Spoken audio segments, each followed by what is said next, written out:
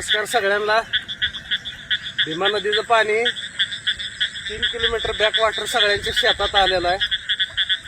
पुराची आम्हाला काही नवीन ओळख नाही, पुराची दरवर्षी आम्हाला ओळख आहे, पण ह्या वर्षीचा पूर आणि दरवर्षीचा पूर ह्याच्यात काय फरक आहे सांगतो तुम्हाला।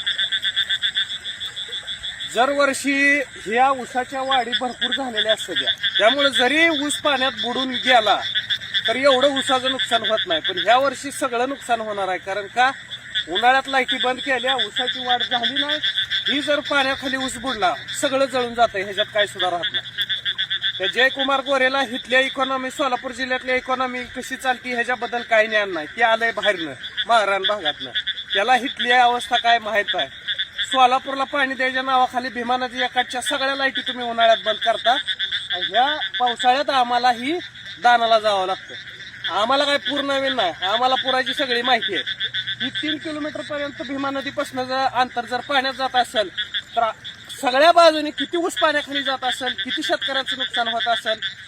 मुख्यमंत्री साहेब, तुम्ही त्या जयकुमार गोरेला इथनं घालवा, आम्हाला दुसरा माणूस द्या, आणि प्रशासनाला नीट धोरणानं इथली इकॉनॉमी सांभाळायला सांगा।